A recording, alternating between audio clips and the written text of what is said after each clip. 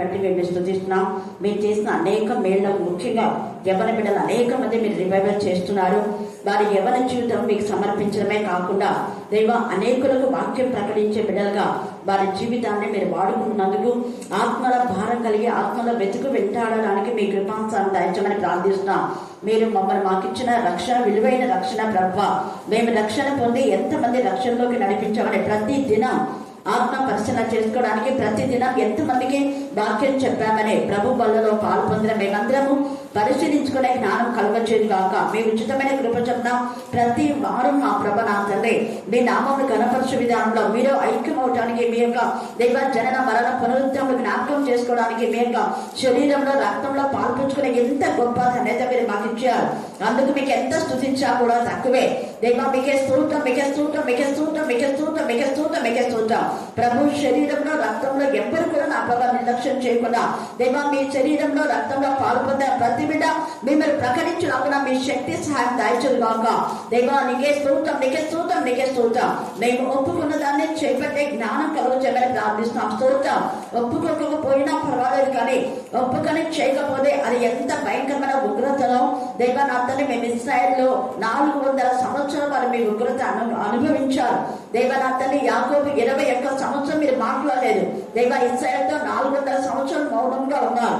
దైవ నా తండ్రి వారు ఆ పరిస్థితిలో రావటానికి, చీకటి జీవితం నుంచి వేరే వెలుగులోకి రావటానికి మీ శక్తి, మీ సహాయం మా తండ్రి మీరు మరలా అనుగ్రహించిన విధానంలో ఈ యొక్క రాత్రి కాల సమయంలో వాక్యమైన ప్రతి బిడ్డ ఆత్మ పరిశీలన చేసుకునే దైవ ఎంత కాలం మా ప్రభావంతమే మీతో అనుబంధం కలిగి ఉన్నామో దైవనంతని మేము స్తుతించడానికి కృపాంశాము దాయించమని మమ్మను మాత్మను మీ చిత్రంగా సమర్పిస్తూ ప్రత్యేక రీతిలో వాక్యం చెప్పాను. మీ బిడ్డలు మీ జ్ఞానాత్మ చనిపోయి వాక్యం వింటున్నప్పుడే ఆత్మీయ, మానసిక, శారీరక రుగ్మత నుంచి విడిపించమని ప్రార్థిస్తున్నాం. వాక్యం వరకు రాలేకపోయామని పశ్చాత్తపడి ఈరోజు వచ్చుండగా ఆవిడని కూడా మీరు జ్ఞాపకం చేసుకుని తండ్రి దేవా తల్లులు మా తల్లి చిన్న బిడ్డలతో వచ్చిన తల్లులను కూడా మీరు జ్ఞాపకం చేసుకొని మీరు ఆస్వాదించినందుకు మేము స్థుతిస్తున్నాం. అక్కమ్మక్క ఈరోజు వాక్యం చెప్పడానికి మీరు శక్తిని ఇచ్చినారు, ధైర్యం ఇచ్చినారు. దేవ ఆమె ఆత్మ ద్వారా నడిపించబడినందుకు మేము స్థుతిస్తున్నాం. అక్క ఎంతమందికి అయితే నీ నామం తెలియజేస్తున్నాం వాళ్ళందరికీ మీరు రక్షణ కార్యం జరిగించమని ప్రార్థిస్తున్నాం. వారి హృదయాలతో మీరు మాట్లాడమని ప్రార్థిస్తున్నాం. దేవాన్ని అనేక మంది బిడ్డలు నిద్రిస్తున్నప్పటికీ ఈ బిడ్డలు ఎంతో మెలుగుతో నా ప్రభావ పనులు చేసుకొని కూడా మీ సన్నిధికి వచ్చారు. అందుకు మేము స్తుతిస్తున్నాం. అలాగనే దేవుడు చక్కగా ఎగ్జామ్ రాయడానికి, సలోమి ఎగ్జామ్ రాయడానికి, దేవా పల్లవి చక్కగా ఎగ్జామ్ రాయడానికి తండ్రి, వసంత దేవా నా ప్రభ నా తల్లి, మరి అలాగే సుమిత వీళ్ళందరూ రాసిన ఎగ్జామ్లో నా తల్లి, అంకిత రాసిన ఎగ్జామ్లో మీ సన్నిధికారం తోడుగా ఉంచి నజరైన యేసు నామం, యేసు రక్తంలో వారికి ఘనమైన విజయాన్ని నిలుస్తున్నారు. కష్టానికి తగిన ఫలితాన్ని ఇచ్చే దేవుడు మీరని మేము స్తుతిస్తున్నాం. దేవ బిడ్డలు జ్ఞాపకం చేసుకొని కనికరించండి, కనికరించండి, కనికరించండి, కనికరించండి, కనికరించండి, కనికరించండి, కనికరించమని ప్రార్థిస్తున్నాం. దేవా మీ మహా కనికరాన్ని మేము కోరుతున్నాం. వేసే మా భక్తి మా శక్తి కాదు. బిడ్డలు ఎంతగానో సఫర్ అవుతున్నారేసా. నిరుద్యోగ సమస్య అనే వలయంలో ఎంతో మంది నా తండ్రి దేవ మానసికంగా కృంగిపోతుండగా వారి పని చేయాలని ఇష్టపడుతున్నారు. మీరు వారికి పనిని అనుగ్రహిస్తున్నారు. అందుకు మేము స్తుతిస్తున్నాం. ఇంతవరకు ఎంతో మంది బిడ్డలకు మీరు పని కల్పించేందుకు మేము స్తుతిస్తున్నాం. ఇక్కడ చేరిన బిడ్డలు కష్టార్జితం దీవించిన దేవా మీకే స్తోత్రం. దేవ యొక్క డిసెంబర్ మాసం అంతంలో మేము ఉంటున్నాం. బిడ్డలకు ప్రతి బలకింత ఏతంలో కొట్టివేసిన దేవ స్తోత్రం. అప్పులు ఆర్థిక సమస్య లయపరిచిన దేవ స్తోత్రం. దేవ సంతోషమైన మీ రక్తమును ప్రోక్షించిన తండ్రి మీరు స్వస్థం బట్టి మీకే స్తోత్రం. స్వస్థపరచు యెహోవా మీవనే మీరు రుచిపరచుకున్న దేవా మీకే స్తోత్రం, మీకే స్తోత్రం, మీకే స్తోత్రం, మీకే స్తోత్రం. ఈ వారమంతట్లో అనేక ప్రాంతంలో మీరు నన్ను వాడుకున్న దేవా మీకు వేనలుగా వందనాలు స్తుతులు స్తోత్రం చెల్లిస్తున్నాం. ఇంకా మేము ఎన్ని గృహాలు దర్శించాలో దర్శించడానికి మార్గం సరళం చేయమని ప్రార్థిస్తున్నాం. నేను వెళ్ళే ప్రతి చోటికి మాకంటే ముందుగా సంతతి ఏది చెప్పండి, మళ్ళీ చెప్పాలా? ఈ సాదోకు సంతతి అనే వాళ్ళు ఎవరు అంటే ఇశ్రాయేలు 12 గోత్రాల్లో లేవీయులు. లేవీలలో కహాతీయులు, తర్వాత సాదోకు, తర్వాత గెర్షోను. ఈ ముగ్గురు కూడా లేవీలకు సంబంధించిన వాళ్ళే. కానీ ఈ ముగ్గురు లేవీలకు సంబంధిస్తే దేవుడు మాత్రం ఎక్కువగా సాదోకు సంతతిని ఇష్టపడ్డాడు. అందుకే సాదోకు సంతతి గురించి ఒక ప్రవచనం యెహెజ్కేలు ప్రవచిస్తున్నాడు. సేమ్ ఇదే ప్రవచనాన్ని కొత్త నిబంధనలో దేవుడు నెరవేర్స్తాడు. ప్రవక్తలు ముందుగానే నెరవేర్చినటువంటి ఆ ప్రవచనాలను నెరవేర్చేవాడుగా ఉంటాడు. ఆయన ప్రవచనం చెప్పడమే కాదు, ఖచ్చితంగా ప్రవచనాన్ని నెరవేర్చే దేవుడుగా ఉన్నాడు. అలాగనే వాగ్దానం ఇవ్వడమే కాదు, వాగ్దానం నెరవేర్చే దేవుడు మన దేవుడు. మనం ఈ యొక్క సంవత్సరంలో జనవరి మాసంలో మరి వాగ్దానం తీసుకున్నాం. ఎంతమంది జీవితాల్లో వాగ్దానం నెరవేరిందో మరి నాకు తెలీదు, కానీ నాకు మాత్రం ప్రతి వాగ్దానం దేవుడు నెరవేరుస్తాడు. అది కూడా సంవత్సరం లోపల అని కొన్ని ఉంటాయి, సంవత్సరం తర్వాత ఇంకా కొన్ని నెరవేరుతాయి. హల్లెలూయా. కొన్ని వాగ్దానాలు ఆ మొదటి నెలలోనే నెరవేరుతాయి. కాబట్టి ఇక్కడ ఈ సాదోకు సంతతికి దేవుడికి చాలా ఇష్టమైపోయినటువంటి వీళ్ళ గురించి 15 వచనం చదవండి. ఇశ్రాయేలీయులు నన్ను విసర్జింపగా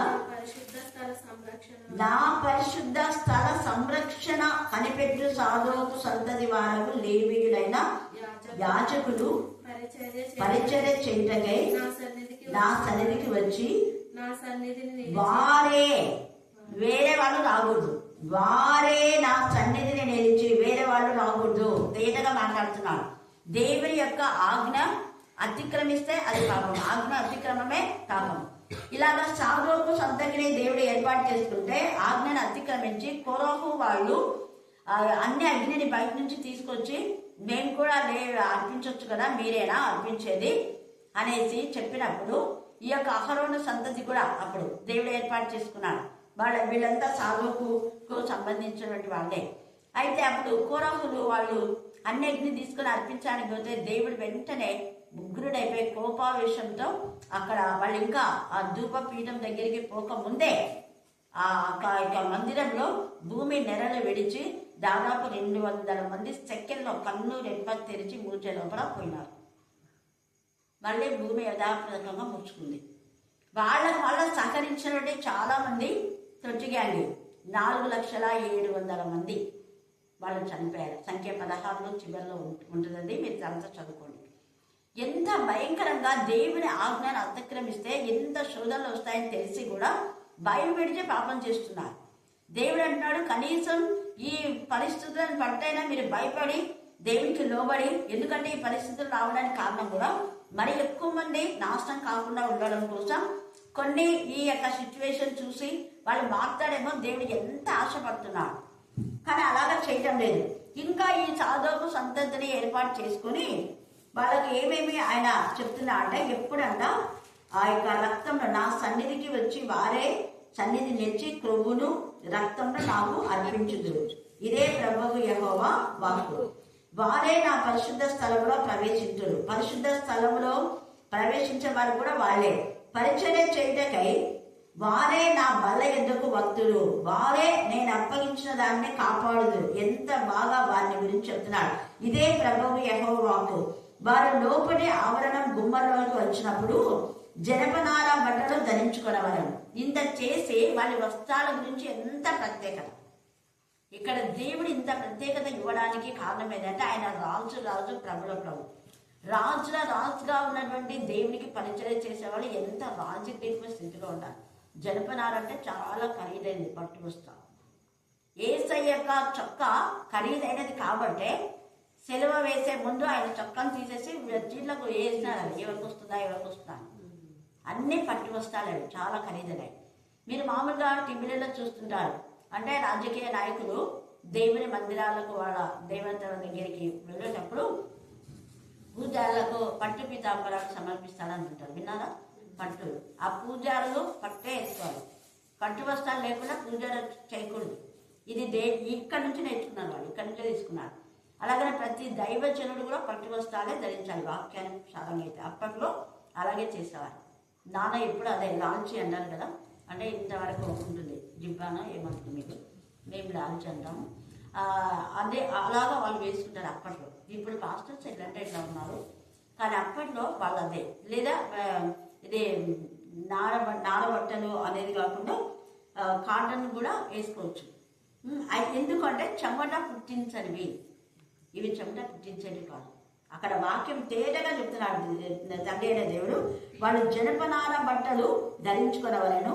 లోపటి ఆవరణపు గుమ్మముల ద్వారా వారు మందిరమున ప్రవేశించి పరిచర్య చేయనప్పుడల్లా బొచ్చు చేత చేసిన బట్టలు వారు ధరింపకూడదు. బొచ్చుతో అంటే స్వెటర్స్ అవన్నీ కూడా దాంతోనే చేసాయి, అట్లాంటివి వేసుకోకూడదు. మఫ్లర్స్, స్వెటర్స్ ఇట్లా తలకు పాగా వేసుకుంటారు.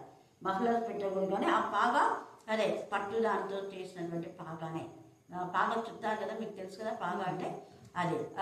ఇప్పటికీ వాళ్ళు పల్నాటి వాళ్ళు కానివ్వండి, లేదా పాగాను ఎక్కువ ధరించే వాళ్ళు కొన్ని ప్రాంతంలో, రాజస్థాన్ వాళ్ళు ఖచ్చితంగా పాగాలు ధరిస్తారు. వాళ్ళు ఇక్కడికి అమ్మడానికి కూడా వస్తారు, తలపాగా ఉంటుంది వాళ్ళకు. కాబట్టి వాళ్ళు పేదవాళ్ళు కాబట్టి కాటన్వి, ఖచ్చితంగా పట్టు అవిసెనార. ఇది చొక్కాలు ఇవన్నేమో జనపనార, పాగానేమో అవిసెనార పాగాలు ధరించుకొని నడుములకు జనపనార బట్ట కట్టుకొనవలను. చెమట పుట్టించినది ఏదైనా వారు ధరింపకూడదు. బయటి ఆవరణలోకి జనుల యొద్దకు వారు వెళ్ళినప్పుడు తమ ప్రతిష్ఠిత వస్త్రమును తీయకపోవుట చేత జనులను ప్రతిష్ఠింపకుండానట్లు తమ పరిచయ సంబంధమైన వస్త్రములను తీసి ప్రతిష్ఠితములకు గదులలో వాటిని ఉంచి. వస్త్రాలకు కూడా ప్రత్యేకత, అవి మళ్ళీ బయటికి పోయేటప్పుడు వేసుకోకూడదు. దేవుని మందిరంలోకి వచ్చినప్పుడు మాత్రం. అందుకనే మందిరానికి దగ్గరలోనే గదులు ఉంటాయి. సీసీ చర్చిలో కూడా ఈ పక్క ఒక గది, ఆ పక్క ఒక గది ఉంది. ఆ గదులలో వాళ్ళు వస్త్రాలు మార్చుకొని అక్కడ పుల్పిట్ దగ్గరికి వస్తారు. పుల్పిట్కి 2 సైడ్స్ ఉన్నాయన్నమాట. లేడీస్కి ఒక వైపు, జెంట్స్కి ఒక వైపు, 2. అప్పట్లో మిషనరీస్ కానీ ఎవరైనా కానీ అలాగ చేసే వాళ్ళేమో తెలియదు. మొత్తానికి ఆ విధానంలో అప్పుడు జరిగేది. అక్కడనే వస్త్రాలు పెట్టారు. సిఎస్ఐ చర్చిలో ఇప్పటికీ అది ఉంది. వాళ్ళు అవన్నీ అక్కడ పెట్టేసి తర్వాత వేడి వస్త్రాలు ధరించుకొని వాళ్ళు బయటకు వచ్చేస్తారు చర్చి నుంచి వచ్చేటప్పుడు. మొన్న మేము అదే ఈమెకు ఆ పాపకు ఎవరంటే జిఎస్ కాలేజ్లో ఉంది కదా ఆశాలత, ఆ పాపకు ఆర్డినేషన్ ఇచ్చేటప్పుడు మేము వెళ్ళినప్పుడు ఆర్డినేషన్ వరకు వాళ్ళ ఆ వస్త్రాలు, పట్టు వస్త్రాలతో ఆర్డినేషన్ ఇచ్చి తర్వాత మళ్ళీ వాటిని మార్చుకొని మళ్ళీ వచ్చినారు.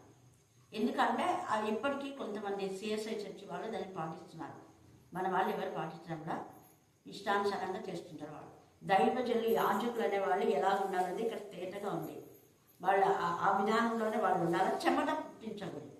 చెమట పుట్టించే విధానంలో ఎప్పుడు వేయకూడదు. మీరు ఎప్పుడైనా గమనించారు, నేను ఎప్పుడైనా చెమట వస్తున్నట్టు ఖర్చు ఎట్లా తెలుసుకున్నానా? ఇప్పుడు అది వాక్యం తెలిస్తే మనం అలాగ ప్రవర్తిస్తాం. పట్టుకు సంబంధించిన వాటినే వేసుకోవాలి వాక్యం చెప్పేటప్పుడు. వాక్యం చెప్పకపోతే అది అంటే అందరికీ అవసరాలు ఉండవు కదా అంటే కాటన్ వేసుకోవచ్చు. కాటన్ వేసుకోవచ్చు. చెమట పుట్టించేది మాత్రం వేసుకోకూడదు. అది ఆప్షన్ అన్నమాట. తర్వాత అంత ప్రత్యేకత దేవుడు వాళ్ళకి ఇస్తున్నాడు. తర్వాత ఈ సాధువు సంతతి వాళ్ళు వెంట్రుకలు పెంచుకోకూడదు. వెంట్రుకలు పెంచుకోకూడదు. కత్తెరతో మాత్రమే కత్తిరించుకోవాలి. దీని గురించే 1 కొరింథీ 11లో అక్కడ స్త్రీకి తల వెంట్రుకలు ఘనంగా ఇచ్చినారు, ఆమె పెంచుకోవాలి అని రాసినారు. ఆమె పెంచుకోవడమే, ఆ వెంట్రుకలే పైట చెంగు అని అక్కడ ఇస్తే మనోళ్ళు సరిగా చదవరు, ముసుగులేసుకోరు, పైసలేసుకోరు అంటారు. ముసుగు అనేది తీసివేసినాడు దేవుడు. తల వెంట్రుకలే పైట చెంగుగా ఉన్నాయి. 1 కొరింథీ 11:15 చదవండి. కొరింథీలకు రాస్తున్న పత్రిక. స్త్రీకి తల వెంట్రుకలు పైట చెంగుగా ఇవ్వబడెను. తల వెంట్రుకలు పైట చెంగు ఉందా? ఉంది. మరి మన వాళ్ళు దీన్ని ఎంత ఇదిగా కామెంట్ చేసుకుంటా మరి మాట్లాడుతుంటారు. మీకు ఎందుకమ్మా పైటలు ముసుగులు ఇచ్చింది, ముసుగేసుకునికే అంటుంటారు. ముసుగులో ఎన్ని పాపాలు చేస్తుంటారో అన్ని చేస్తుంటారు. ముసుగేసుకొని నిద్రపోతుంటారు, ముసుగేసుకొని అక్కడిక్కడ చూస్తుంటారు.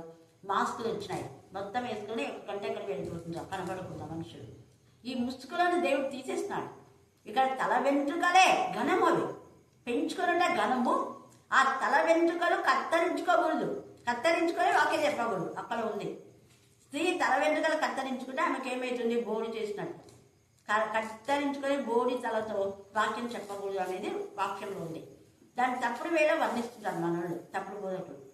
ఇక్కడ పురుషులకు కూడా ఇక్కడ చెప్తున్నాడు, వాళ్ళు కత్తెరతో మాత్రమే కత్తిరించుకోవాలి కానీ గుండు చేసుకోకూడదు, తర్వాత పెంచుకోకూడదు. 2 గుండు చేసుకోకూడదు, పెంచుకోకూడదు. ఇది తలకు నిబంధన, బట్టల నిబంధన ఇచ్చినాడు. కట్టడ ఇక్కడ తలను ఏ విధంగా ఉంచుకోవాలని ఇచ్చినాడు. తర్వాత వాళ్ళ వివాహంలో కూడా కొన్ని నిబంధనలు ఉన్నాయి.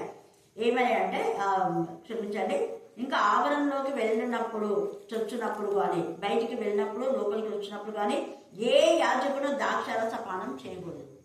ద్రాక్షారస పానము అన్నాడే కానీ ఇక మద్యం పుట్టించేదని కానీ మామూలు కానీ ఏది తాగకూడదు. తేటగా చెప్పాడు ఇక్కడ. తర్వాత వాళ్ళు ఎవరి వివాహం చేసుకోవాలంటే వారు విధవరాంతునైనను విడవబడిన దానినైనను పెళ్లి చేసుకోకూడదు. అందుకే ఒక దైవజనుడు, బాగా పేరు మోసిన దైవజనుడు, అలాగా విడవబడిన దాన్ని చేసుకుంటే బాగా వచ్చినా నేను దైవజనులు అంటారు వాక్యంలో ఏముంది, యాజకులు ఇలా చేయొచ్చు అని. మీరు విడగొన్న వాళ్ళు చేసుకోకూడదు. విధవరాళ్ళను కూడా వేరే విధవరాళ్ళను మీరు చేసుకోకూడదు. ఆ దైవజనుని భార్య ఎవరైనా దైవజనుడు చనిపోతే వాళ్ళని చేసుకోవచ్చు. బోయజు అలాగనే చేసుకుంటాడు. బోయజు ఆ రూతు భర్త చనిపోయినాడు కదా, చనిపోయినందుకు బోయజు అదే వంశం వాడే కాబట్టి చేసుకుంటాడు రూతును. అలాగా అన్యులను చేసుకోకూడదు. ఇక్కడ వాక్య ప్రకారము అది ఉందన్నమాట, వాళ్ళ కట్టడ అక్కడ. తర్వాత ఇశ్రాయేలుల సంతతి వారు అంటే 12 గోత్రాల్లో కన్యకలుగా ఎవరైనా ఉంటే వాళ్ళని కూడా చేసుకోవచ్చు. కన్యకలనైనా చేసుకోవచ్చు, యాజకుని భర్త చనిపోతే భార్యనైనా చేసుకోవచ్చు, యాజకుని భార్య. వేరే వాళ్ళని చేసుకోకూడదు, విధవరాళ్ళని చేసుకోకూడదు. తేటగా ఉంది చూడండి. తర్వాత ప్రతిష్ఠితమైనదేదో ప్రతిష్ఠితం కానిదేదో, పవిత్రమైనదేదో అపవిత్రమైనదేదో కనుగొనుటకు వారు నా జనులకు నేర్పాలా. వీరి విధి ఇది, మెయిన్ విధి. యాజకులకు పరిశుద్ధత నేర్పాలి. ఎక్కడ నేర్పుతున్నారు? పరిశుద్ధత గురించి నేర్పాలి అంటే తప్పు చేసే వ్యక్తులు నువ్వు చేసింది ఇది తప్పు అని ఖచ్చితంగా ఖండించాలి, గద్దించాలి, బుద్ధి చెప్పాలి, సరిదిద్దాలి. అది వాళ్ళ బాధ్యత. అసలు యాజకుడు అంటేనే చేయవలసిన పని ఇది. తప్పు ఒప్పును సరి చేసేటటువంటి బాధ్యత. ఇది తప్పు. దేవుడు వెంటనే వాళ్ళు తప్పు చేసిన వెంటనే మీరు తినవద్దని పనులు ఎందుకు తిన్నారు అన్నాడు. తప్పు కదా, వెంటనే గద్దించాడు, ఊరుకోలేదు. యేసయ్య కూడా వెంటనే గద్దించాడు. వాళ్ళ ముఖాలనే మీరు పరిచయులు అనేసి మీరంతా కూడా సున్నం కొట్టిన సమాధులు అన్నాడు. తర్వాత ఇంకొకరు అంటారు బోధకుడు అని అంటావు, బోధకుడు ఏంటి నీకు ఇవి తెలవా అన్నాడు. ఎవరన్నా బోధకుడు పట్టుకొని మనం నీకు బోధకుడు ఏంటి ఈ వాక్యం చెప్పలేదంటే ఎట్లుంటుంది వాళ్ళకు? అందరినీ తింటారా అని గొడవ కొడతారు. కానీ యేసయ్య ముఖాన్ని ఎక్కడ కనపడితే అక్కడ చాటు మాట అనే పరిస్థితే లేదు. ఈ యొక్క సాధువుకు సంతతి చాలా ప్రత్యేకించబడి ప్రతిష్ఠించిన వారు. తర్వాత వీళ్ళు వంట చేసుకోకూడదు, వీళ్ళు పొలం కానీ దున్నడం కానీ ఏ పని చేయకూడదు, దేవుని పని మాత్రమే చేయాలి. అంటే ఎల్లప్పుడూ వాక్యము ప్రార్థనలో ధ్యానంలోనే ఉండాలి. ఉదయం నుంచి 6 గంటల నుంచి సాయంత్రం 6 గంటల వరకు నిలవబడే ఉండాలి. నిలవబడి ఎంతమంది పాప పరిహార్థ బలి, అపరాధ పరిహార్థ బలి, నైవేద్య బలి, సమాధాన బలి 5 బలులు ఉన్నాయి. ఈ 5 బలులకు సంబంధించినటువంటి పశువులు వాళ్ళు తెస్తూ ఉంటారు కదా, జంతువులను. వాటిని వధించినప్పుడు ఆ పశువు యొక్క మాంసము వీళ్ళే తినాలి, అన్యులు తినకూడదు. వీళ్ళకి ఎక్కువైతే విధవరాన్ని కానీ తల్లిదండ్రులు లేని వారు కానీ ఇవ్వాలి. అది పరిశుద్ధమైన స్థలంలో తినాలి అని. మిగిలితే ఏదైనా ఉంటే కాల్ చేసేయండి అంటాడు. అంత పవిత్రంగా భోజనము దేవుడు నిర్ణయించి చెప్తున్నాడు, అవే తినాలి. మీరు వేరే మీకు మీరు వంట చేసుకుని తినకూడదు. ఎందుకు అంటే ఎవరైనా ప్రతి ఒక్కరు పిండి పిసికేటప్పుడు మొదటి ముద్ద ఏం చేయాలంట తీసి పెట్టాలి.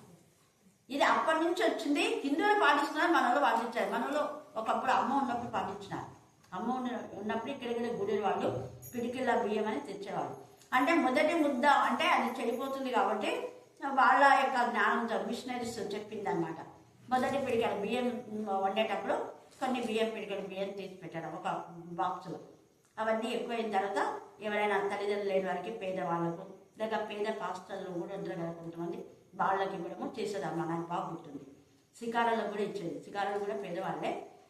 అలాంటి వాళ్ళకి అనమాట. కందిపప్పు లేదా బియ్యం 2 ఇలాగ తీసి పెట్టేవాళ్ళు. కొంత పిండి కూడా తీసేమో నాకు అంత గుర్తులేదు, కానీ ఇవి బాగా గుర్తున్నాం. ఇక్కడ ఎవరైనా ఇస్తే కూడా అవి కూడా వేరే వాళ్ళకి పంచిపెట్టడానికి అలా చెయ్యాలి.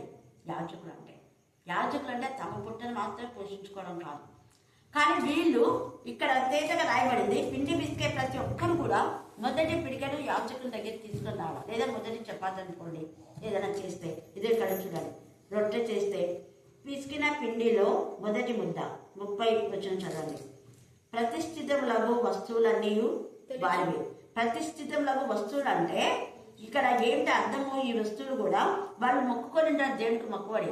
ఉద్యోగం వచ్చే వాళ్ళు మేము ఏదైనా ఇస్తామని. కొంతమంది పిల్లలు పుట్టడానికి కోసం వాళ్ళు చిన్న బంగారంతో బాలుడుగానో మగపిల్లలు పుట్టాలంటే లేదా బాలికగానో చేసింటారు బంగారు. అవన్నీ వీళ్ళకే సొంతం. వెండితో చేస్తే వీళ్ళకే సొంతం. ఉయ్యాలలు చేసిన బంగారు ఉయ్యాలలు అర్పిస్తామని మొక్కుకొని ఉంటారు, అది వీళ్ళకే. నిలువు దోపిడీ అంటే వాళ్ళ శరీరం పైన ఏవైతే ఉన్నాయో అవన్నీ మేము ఇచ్చేస్తాం దేవా, మాది నెరవేర్తే అనుకుంటారు. అవన్నీ తెచ్చిస్తే అవి కూడా ఈ యాజకులకే, వేరే వాళ్లకు అవి అర్పించకూడదు. వీళ్ళకే ప్రతిష్ఠిత వస్తువులని తేటగా ఇక్కడ రాశాడు. తర్వాత కొంతమంది వెండి పళ్ళాలు, వెండి గ్లాసులు ఇలాంటివి ఏవో చేసింటారు. అవన్నీ ఇప్పటికి కూడా ఇవి ఎవరు చేస్తున్నారు అంటే అన్యులు చేస్తున్నారు. హిందూ దేవాలయంలో దేవతకు మొక్కుబడి చేసుకొని 35,000, 40,000, 1,00,000 చీరలు చేస్తారు. అవి అక్కడ పూజల బ్యాటరీలో కట్టుకోవాలి, వేరే వాళ్ళకు ఇవ్వరాలి. కానీ మన వాళ్ళు ఎక్కువైపోయి అమ్ముతున్నారు, సేల్ చేస్తున్నారు. అది పాపం. అంటే మన వాళ్ళు కాదు, యాక్చువల్గా అది వాళ్ళు కూడా చేయకూడదు. పూజారులు చాలా మంది అమ్ముతున్నారు, అమ్మకూడదు. ఇవి చేసిన వాటిని అమ్మకూడదు, ఉచితంగా ఇవ్వాలి వాళ్ళకు. వాళ్ళు ఉచితంగా తీసుకున్నారు కాబట్టి చాలా మంది తెలియక ఇవి అమ్మేది మాకు తెలుసు కానీ మీకు ఎవరికి తెలియదు. మళ్ళీ బట్టల షాపులో పోయి ఇవి ఇచ్చింటారు. అక్కడ ఆ దేవత కట్టింటారు. వాటిని తీసుకుపోయి అక్కడ ఎంతో కొంత అమౌంట్కు వాళ్ళు పెట్టేస్తారు అనమాట. అంటే వస్త్రాలు ఇస్తుంటారు, తీసేస్తారు, మళ్ళీ ఇంకోటి ఇస్తారు, ఇంకోటి కడతారు, మళ్ళీ తీసేస్తారు, మళ్ళీ ఇంకోటి ఇస్తారు, ఇంకోటి కడతారు. ఇట్లనే అలాగా ఆర్నమెంట్స్ ఎన్నెన్నో ఇస్తుంటారు. అవన్నీ ఈ యాజకులకు చెందినటువంటిదే. ఆ తర్వాత ఇంకా అదే ఇక్కడ చూస్తున్న ఇవన్నీ చెప్పి వాళ్ళు అంటున్నారు చూడండి, మీ ప్రతిష్ఠిత అర్పణములన్నిట్లోనూ తొలిచూలు వాటన్నిటిలోనూ మొదటివియు ప్రథమ ఫలములన్నిటిలోనూ మొదటివియు యాజకుల వగును. అంటే పశువులు ఏదైనా పెంచుకుని ఉంటే మొదట ఏదైనా అదే ఈంతది కదా, అది ఇక్కడికి యాజకులు తీసుకురావాలా. పంటలో ప్రతిదీ కూడా. తర్వాత పిండి పిసికేటప్పుడంతా కూడా ప్రతి ఒక్కరూ పిండి ముద్ద అంట చూడండి, పిసికిన పిండి ముద్దను యాజకులకు ఇయ్యవలన అని రాస్తున్నారు. ఇక్కడ పిండి ముద్ద అని ఉంది. మరి అది ఎందుకుందో నాకు తెలియదు. నాకు తెలిసి మొదటి అప్పం అని ఉంటుంది. అందుకనే అప్పుడు ఏలి అంటాడు, మొదట చేసినటువంటి నాకు కొంచెం తీసుకొని రమ్మ అంటాడు. ఆ కొంచెం ఇచ్చినందుకు ఆమె ఆస్వాదించబడింది. ఆ వీధిలో వాళ్ళందరూ కూడా ఆస్వాదించబడ్డారు. అక్కడ మనం చూస్తే ఏలియా కూడా యాజకుడే. ఏలియా కూడా లేవియ సంతతికి, సాధువు సంతతికి చెందినటువంటి వాడే. ఇలాగా ఆ యొక్క లేవిలే లాగా ఉండాలని ఇదంతా కూడా దేవుడు యొక్క నిబంధనను వాళ్ళకి ఏర్పాటు చేశారు. ఇప్పుడు ఎహెజ్కేల్లో మనం వరుస క్రమంలో ధ్యానిస్తుంటే ఈరోజు సాధోవు సంతతి గురించి దేవుడు మనతో మాట్లాడుతున్నాం. అంటే చాలా ఇప్పుడు మనం ఏ సిచ్యువేషన్లో ఉన్నాం? క్రిస్టమస్. ఇది క్రిస్టమస్ సంబంధించిన మెసేజే. చాలా మంది ఇది చెప్పారు. చాలా నేను ఎంతమంది అడుగుతుంటే ఇది చెప్పినప్పుడంతా మీరు ఇంతవరకు విన్నారంటే ఎవ్వరు వినలేదంటారు. ఎవ్వరు ఇది మేము వినలేదు. ఎందుకు ఇది సాధోవు సంతతికి క్రిస్టమస్కు సంబంధం అంటే ఎలిజబెత్ దగ్గరికి వస్తాయి. మనము ఆ లూకాసు వార్త 1వ అధ్యాయము ఆ లేవి వంశీకురాలమ్మ. లేవీలనే చేసుకోవాలి. ఇక్కడ ఉంది కదా యాజకుల భార్య కాబట్టి జకరియా లేవి సంతతికి చెందినవాడు, ఎలిజబెత్ కూడా లేవి సంతతికి చెందిందే. అక్కడ 1వ అధ్యాయంలో మనం చూస్తే అదంతా చాలా ఉంది, మీరు చదువుకోండి. 25వ వచనం చదవండి. 1:25. నన్ను కటాక్షించిన దినములలో ప్రభువు ఇలాగు చేసననుకుని 5 నెలలు ఇతరుల కంట పడకుండా ఉంది ఎలిజబెత్. కారణం ఏంటంటే మీకు చాలా విశ్వాసం. జకర్యాకు లేదు. జకర్యా అక్కడంతా 1వ అధ్యాయం అంతా కూడా ప్రభు దూత వచ్చి జకర్యా తన క్రమం చొప్పున అనుంది. తన క్రమం చొప్పున యాజక ధర్మాన్ని చేయడానికని ఎలిజబెత్ జకర్యాలు ఇద్దరు మందిరంలోకి వస్తే అప్పుడు ప్రభుదూత కనపడి మీకు నేను సంతతి ఇవ్వబోతున్నాను చెప్పి అతనికి యోహాను పేరు అంతా ఉండి చదువుకోండి. అయితే జకర్యా నేను ముసలాను కదా, నాకెలా జరుగుతుంది అంటాడు. వెంటనే ఎప్పుడు చెప్పకూడదు. దేవుని పిల్లలు కానీ దేవుడు కానీ ఒక మాట చెప్తే ఇంకొక మాట మాట్లాడకూడదు. ఆ మాట అన్న వెంటనే జకర్యాకి ఏమైపోతుంది? మూవ్ అయిపోతాడు. చూసినారా ఎంత ఉగ్రత! మనలో భయభక్తి లేకుండా మాట్లాడుతుంటారు. ఏదంటే ఏది తప్పు ఉంటే ఖచ్చితంగా మనం వాళ్ళని ఖండించాలి. కానీ దేవుని పిల్లలు కానీ దేవునికి కానీ అవిధేయత మనం చూస్తే భయంకరమైన శాపం. హెబ్రీయులకు రాసిన పత్రికలో అవిధేయతను బట్టి అంతమంది కాలిపోయారు. ఇక్కడ జకర్యా మగవాడ అయినాడు కానీ ఎలిజబెత్ అయితే దేవదూత చెప్పడం ఎలిజబెత్ కూడా వింటుంది. విని దేవుని స్తుతిస్తుంటారు. దేవా ఇంత గొప్ప కార్యం, నా అవమానం నా నిందంతా తీసివేసినారు దేవా. కానీ ఇతరులు నిన్ను అవమానపరచు, నిన్ను మరి దేవునికి విరోధంగా మాట్లాడకుండా వాళ్ళకి అవకాశం ఇవ్వకుండా ఆమె 5 నెలలు ఎవ్వరికీ కనపడకుండా ఎక్కడుందంట? ఇంట్లో ఉంది. అయితే ఈ విషయం ఎవరికి తెలియదు. ఎలిజబెత్ గర్భవతి అయిన విషయము ఎవరికి తెలిసింది? అంతే. ఎందుకు? ఇంకా చెప్పింది ఎందుకు అంటున్నా. ఆమె కూడా లేవీరాలే. అదే కదా సాధువు సంతతి అంటే. సాధువు సంతతికి ఇంత ప్రాధాన్యత ఇవ్వడానికి దేవుడు అది కారణం. మళ్ళీ కొత్త నిబంధనలోకి వాళ్ళకి అక్కడ ప్రాధాన్యత ఇస్తున్నాడు. కొత్త నిబంధనలో మొదటిగా ఈ యొక్క ఎలిజబెత్ లేవీరాలు దేవుడి ఎంతగా నమ్మిక ఉంచుతుంది ఆమె. అందుకనే దేవుడికి అవమానం కలగకుండా ఆమె అక్కడ ఉంటారనమాట ప్రసవ సమయం వరకు. ఎంత చూడండి, ఆ సీక్రెట్ గా ఉన్న ఆమె యొక్క సీక్రెట్ దూత తల్లి మరియకు బయలుపరుస్తుంది. తల్లి మరియ కూడా లేవీరాలే. ఎందుకు అంటే ఈ యొక్క ఎలిజబెత్ ఆత్మీయ తల్లి అనకు, చాలా వయసు ముసలామె. ఈమె ఆమె దగ్గర ఆత్మీయంగా ఎదిగింది తల్లి మరియ. ఈమె పరిశుద్ధురాలు ఎలిజబెత్, మళ్ళీ మరియ కూడా పరిశుద్ధురాలే. ఈమె విశ్వాసం కలదే, మరియ కూడా విశ్వాసం కలదే. ఈమె విధేయత కలదే, మరియ కూడా విధేయత కలదే. ఈమె దేవుని గణపరిచేది, మరియ కూడా దేవుని గణపరిచేది. ఆత్మీయ తల్లుల దగ్గర ఉన్నారంటే ఆత్మ సంబంధమైనటువంటి లక్షణాలే కలిగి ఉండాలి. ఈరోజు ఎంత ఆశ్చర్యం అంటే, మీకు ఎన్నిసార్లు నేను వాక్యం చెప్పండి అంటే చెప్పలేదు కదా. ఎందుకమ్మా వాక్యం చెప్పకున్నారు, చెప్పాలా దేవుని అని అంటే, మరి అక్కతో దేవుడు ఎన్నో మాట్లాడాలో తెలియదు. ఈరోజు 6 నిమిషాలు అక్కమ్మక్క నేను వాక్యం చెప్తాను తనకు తానుగా ఎంత ఆత్మతో నింపబడి చెప్పింది. అందరు షాక్ అయిపోయినారు. ఎంత చక్కటి లేఖన భాగాలు చెప్పింది. అక్కకు పిల్లలంటే ఇష్టం, ఎందుకంటే దేవుడికి పిల్లలు ఇష్టం కాబట్టి ఎంతగా అయిపోయింది.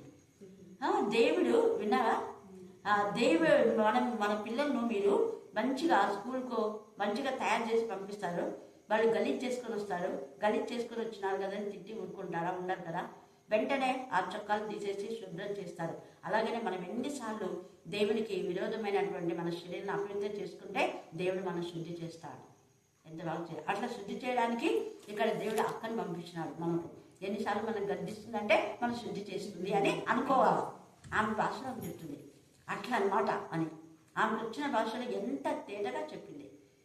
ఎన్నిసార్లు అయినా కూడా విసుకోకుండా ఎందుకు అక్క చెప్తుంది, మనకు దేవుడు పంపించినాడు కాబట్టే అని ఎంత బాగా చెప్పి ఆ పిల్లలు పాడిన పాటల విషయంలో కొంత చెప్పింది.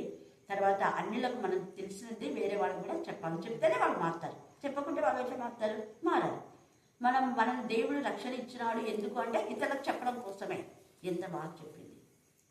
ఒక్క చదువురాని ఆమె దేవుని ఆత్మ నింపబడితే అలాగనే ఇక్కడ వీళ్ళు ఎంత చదివినారు అనేది మనకు తెలియదు. ఎలిజబెత్, మరియమ్మ, జకర్యా. కానీ వీళ్ళు ముగ్గురు చక్కగా పాట పడతారు ఆత్మతో నింపబడి. అందుకని ఆత్మీయ తల్లుల దగ్గర పెరిగినప్పుడు ఆత్మీయ తల్లుల లక్షణాలు మనకు రావాలి. అది నిదర్శనం తల్లి మరియ.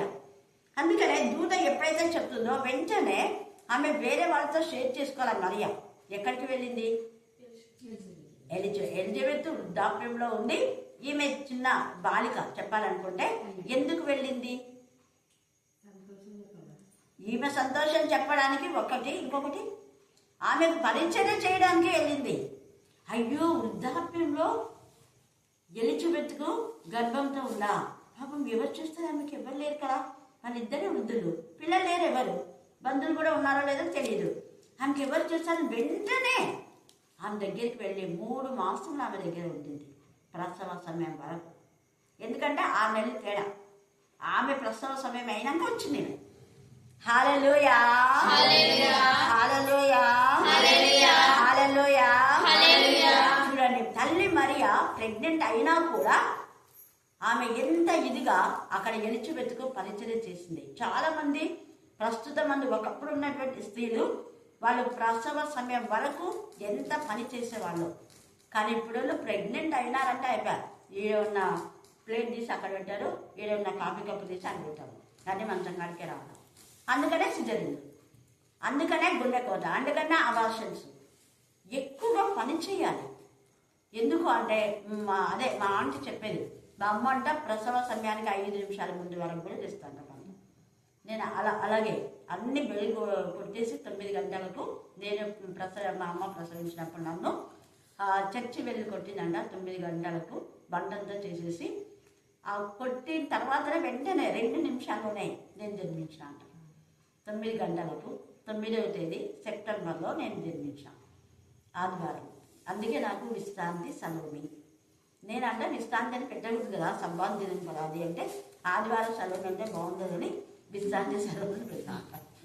హల్లెలూయా, హల్లెలూయా, హల్లెలూయా, హల్లెలూయా. పరిశుద్ధమైన దినం, ప్రత్యేకమైన దినం. దైవజనులు అంటే చాలా ప్రతిష్ఠితంగా ఉండాలి, యాక్టివ్గా ఉండాలి. వాళ్ళు ఉదయం 6 నుంచి సాయంత్రం 6 వరకు నిలవబడి వాళ్ళు మరి యాజక ధర్మాన్ని చేస్తే మరి ఇప్పుడున్నటువంటి దైవజనులు చేస్తున్నారా? నిలబడి గంటైనా ప్రార్థిస్తున్నారా సంఘం కోసం? మోకాళ్ళని గంటైనా ప్రార్థిస్తే దేవుడు ఎక్కడ ఉంటాడు? అందుకని వాళ్ళకి భయంకరమైన శిక్ష. దాన్ని బట్టే దేవుడు ఏమంటాడంటే మీరు అసలు బోధకులుగా ఉండొద్దు, బోధకులుగా చాలా మంది ఉండొద్దు అంటాడు. ఒకవేళ ఉన్నారా దేవునికి లోపడండి.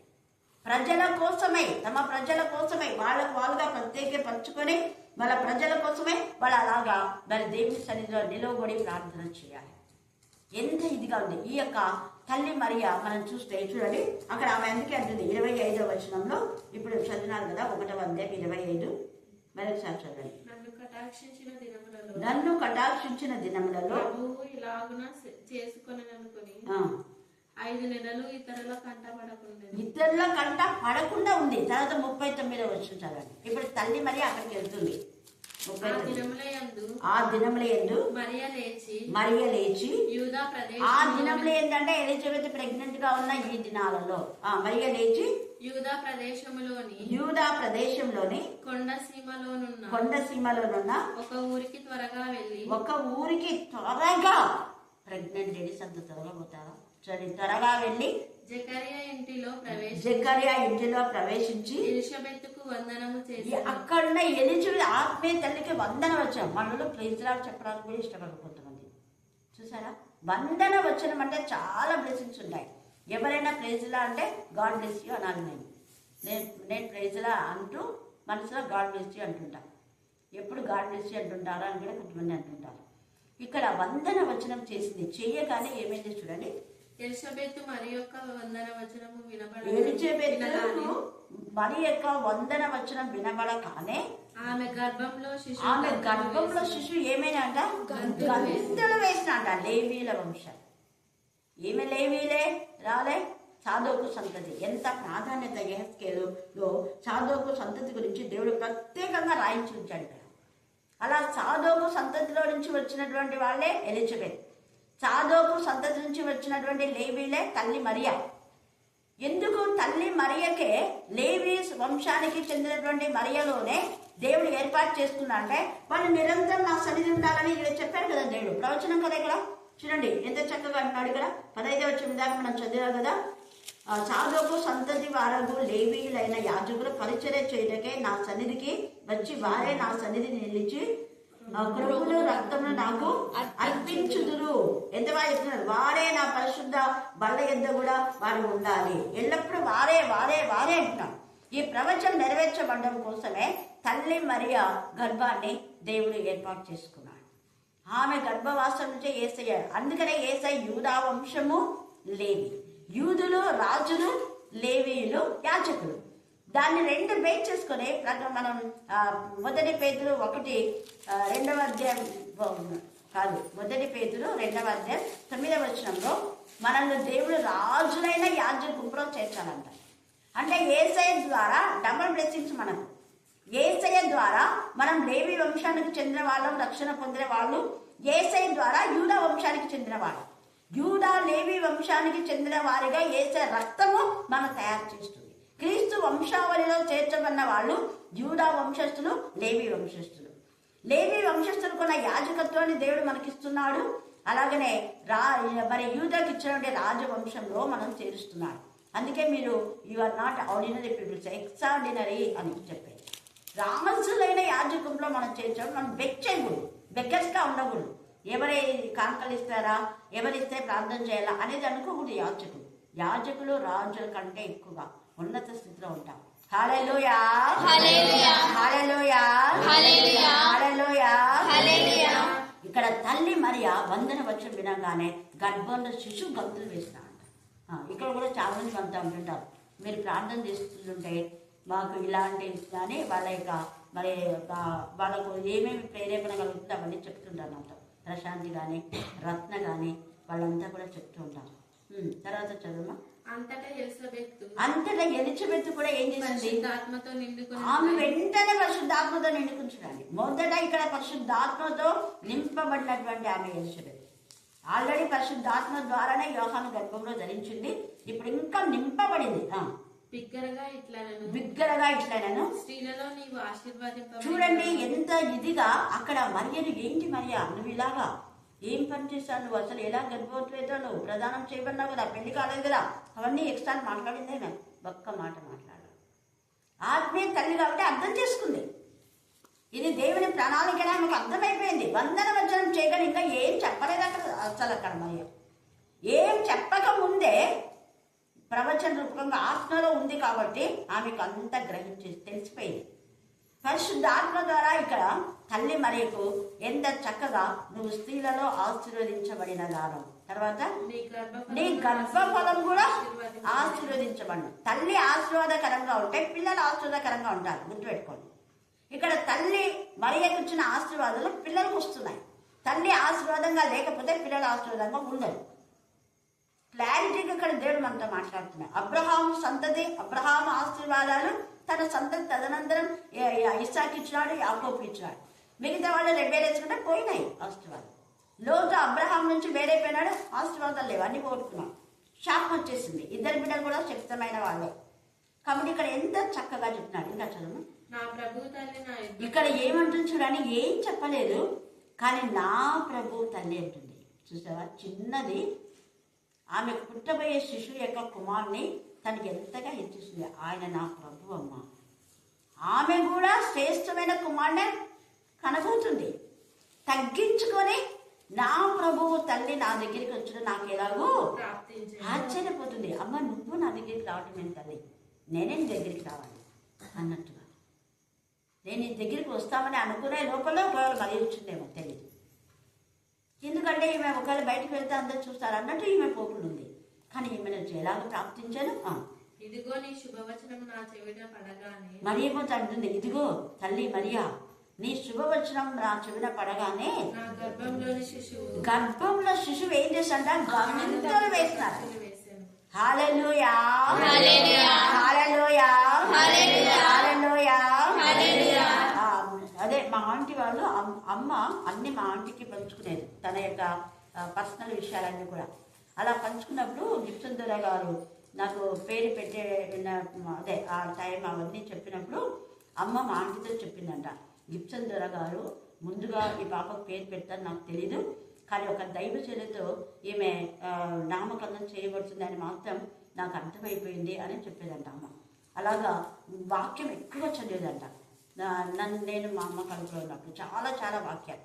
అందుకనే దేవుడు నన్ను ఇలా ఆశీర్వదించాడు. దాని అర్థం ఏంటంటే ఇక్కడ తల్లి ఆశీర్వదించింది, పిల్లలు కూడా ఆశీర్వాదమే. వాళ్ళు ఎంత చక్కగా ఆత్మతో నింపబడి ఎలిజబెత్ దగ్గరికి వచ్చినారు. అన్యుల దగ్గరికి వెళ్ళలేదు, లోకస్తుల దగ్గరికి వెళ్ళలేదు.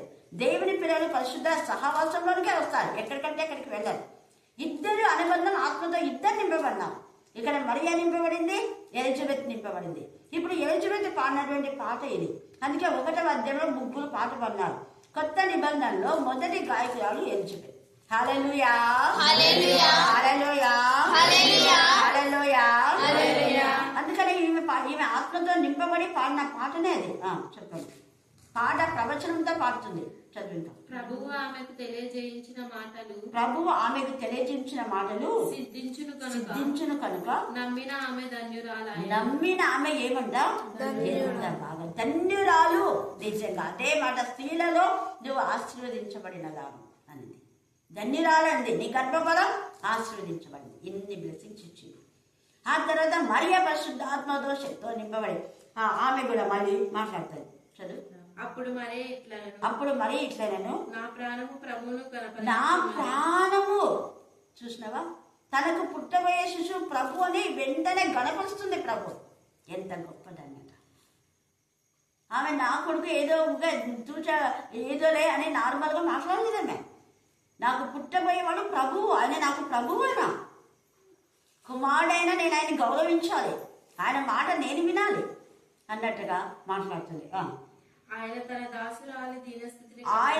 దాసురాలి దీనస్థితిని కటాక్షించి నా ఆత్మ నా రక్షకుడైన దేవుని యందు ఆత్మలో ఆనందం. అందుకే నేను చెప్పేది, ఆత్మలో గంతులు వేయాలి. మనం కూడా ఎక్కడున్నా ఏ పని చేస్తున్నా ఆత్మలో ఆనందించాలి. ఈమె ఆత్మలో నా దేవుని ఏం చేస్తున్నాడా, ఆనందించాలి. ఈ దేవుళ్ళు ఆనందిస్తే దేవుడు కూడా మనకు ఆనందిస్తారు. దేవుని కనపరిస్తే మనం కనపరుస్తాం, అంతే.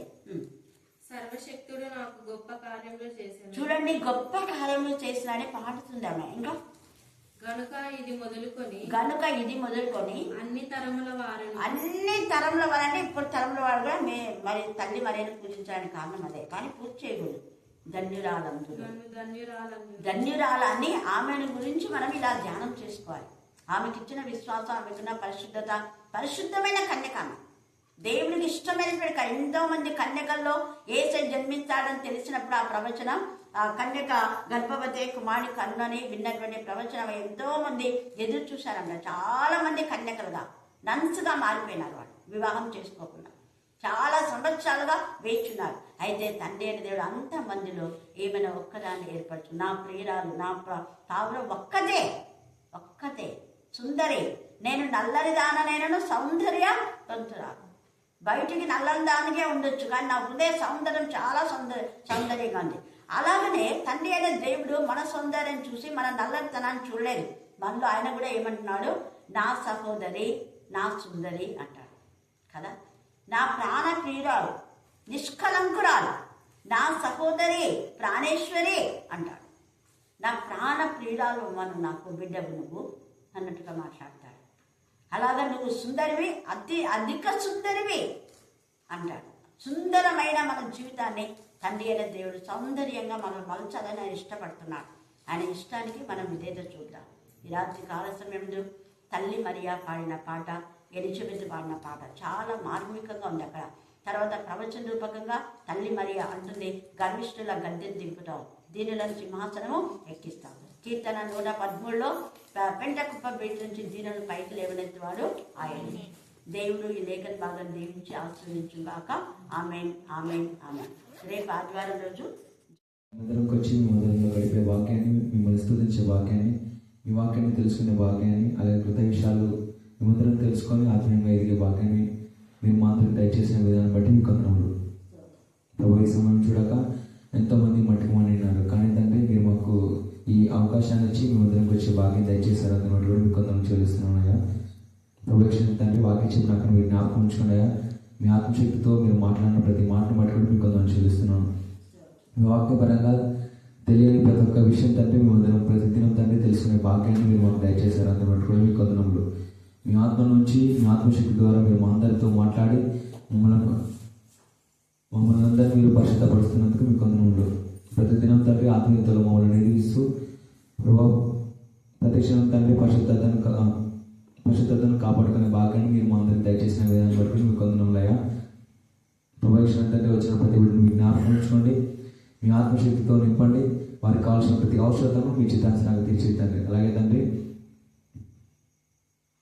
అలాగే తండ్రి కన్యకైన మరియా తండ్రి వారి గురించి మేము అందరం వినిన ప్రకారంగా ఆమె వాళ్ళే తండ్రి మేము కూడా తండ్రి పరిశుద్ధంగా పవిత్రంగా జీవించే భాగ్యాన్ని తెచ్చండి. ఎన్నటికి నేపడిన తండ్రి మా శరీరాలను తండ్రి పాపమునకు చిక్కుకొనకున్నట్లుగా మేము మమ్మల్ని తప్పించండి. పరిశుద్ధంగా పవిత్రంగా జీవిస్తూ ప్రభు భవిష్యత్తులో తండ్రి నీతిగా యథార్థంగా ఉండే భాగ్యాన్ని దయచేయండి. మమ్మల్ని కూడా మీరు తండ్రి ఎన్నుకునేంతగా మేము కూడా పరిశుద్ధతను కాపాడుకునే భాగ్యం దయచేయండి. ప్రతి ఆడబిడ్డ తండ్రి తన కన్యత్వం తండ్రి పోగొట్టుకోవడానికి వీలైనట్లుగా సాయం చేయండి.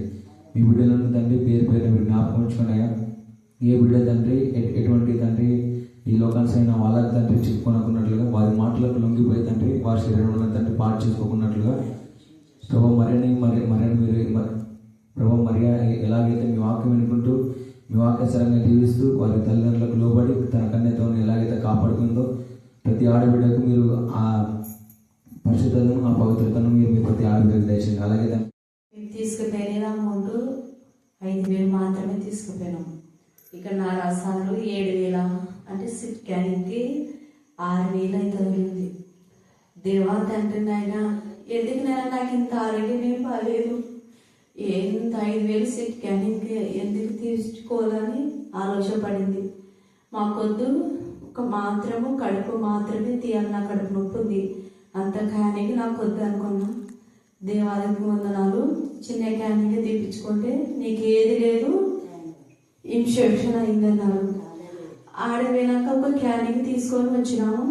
మళ్ళా కొందరుండి వేరే వాళ్ళకి మేము ఆ రిపోర్ట్ విన్నాము. నీకేం కాదు, ప్రైవేట్లో చూపించుకున్న అంత డబ్బు ఎందుకే వేస్ట్, పెద్ద ఆసుపత్రికి వెళ్ళన్నారు. నేను పెద్ద ఆసుపత్రికి వెళ్ళి అన్ని సెట్లు చేయించుకున్నా, అన్ని నార్మల్గా వచ్చాయి. ఏది కాదు 15 రోజులు మందులు వాడి మళ్ళీ రా, నీకు బాగా అవుతుంది అన్నారు. ప్రార్థించిన ఆత్మీయ తల్లికి వందనాలు, నా కోసం ప్రార్థించిన మీకు అందరికి వందనాలు. ఈ చిన్ని సాక్ష్యాన్ని దేవుడు దీవించుగాక. ఇంకా నా కోసం, మా కుటుంబం కోసం ప్రార్థన చేయాలి. ఎందుకంటే మా అమ్మ వాళ్ళు కూడా నువ్వు బాగానే చర్చికి వెళ్తావు కానీ నీకే అంత చుట్టుకుంటుంది అన్నారు. అన్నప్పుడు నా కూతురు కూడా ఏమంటది, ఎవరేమైనప్పటికమ్మా దేవుడే మమ్మల్ని చూసుకుంటారని నా కూతురు నాకు ధైర్యం చెప్తుంది. దేవుడు నీకు ఎప్పుడో పారి ఆశీర్వాదము అంటే దేవుడు నమ్మిన బిడ్డలకి ఎన్నో కష్టాలు వస్తాయి, కొన్ని రోజుల తర్వాత మనకి ఆశీర్వాదం వస్తుంది. నా కూతురు ఎంతో నాకు సమాధాన పరిచింది. ఈ సిన్ని సాక్షిని దేవుడు దీవించింది కాక. ఆమేన్ ఆమేన్.